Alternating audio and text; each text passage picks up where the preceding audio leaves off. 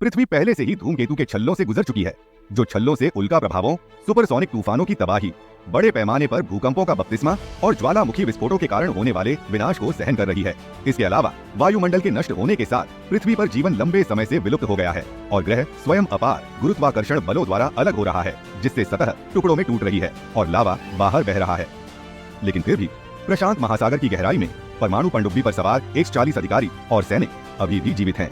उन्हें इस बात का कोई अंदाजा नहीं है कि सतह एक कयामत का दिन बन गई है। अब कोई भी उनके साथ संवाद नहीं कर सकता है और जो आगे नष्ट हो जाएगा वह पृथ्वी पर महासागर है। प्रभाव तक पामेशा के 5 मिनट शेष हैं और पार्टिका के अपार गुरुत्वाकर्षण सभी समुद्री जल को अंतरिक्ष में खींच रहा है, जबकि समुद्र में पनडुब्बियां तरंग तारे की ओर बह रही हैं। पृथ्वी जो 4.6 अरब वर्षों से अस्तित्व में है भी अपने अंत तक पहुंच गई है। एक तरफ का गुरुत्वाकर्षण खिंचाव दूसरी तरफ की तुलना में अधिक है और यह विशाल बल पृथ्वी को अपनी सीमा तक फैलाता है। सभी मलबे उल्का बौछार की तरह वेव स्टार के वायुमंडल में गिरते हैं। कुछ पूरी तरह से जल जाते हैं, जबकि अन्य अस्तित्वहीन होने तक कुचल जाते हैं। पृथ्वी के नष्ट होने के कुछ मिनट बाद प्रकाश मंगल ग्रह पर पहुंच गया और मंगल रोवर ने पृथ्वी की मृत्यु की एक तस्वीर ली। मंगल ग्रह से नीला ग्रह एक छोटे गोले के रूप में दिखाई दिया, जबकि पृथ्वी केवल प्रकाश का एक बिंदु थी।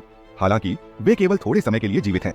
पूरी पनडुब्बी अपार तापीय विकिरण से घिरी होगी, जैसे कि सूर्य की सतह के करीब होना।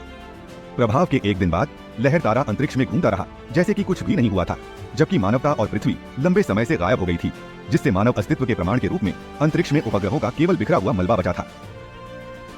मानव सभ्यता के लिए ऐसी अंतरिक्ष आपदाओं से बचने का एकमात्र तरीका है एक बहुग्रह प्रजाति बनना, बाहरी अंतरिक्ष में अपनी उपनिवेश स्थापित करने के लिए बड़े पैमाने पर अंतरिक्ष यान बनाना।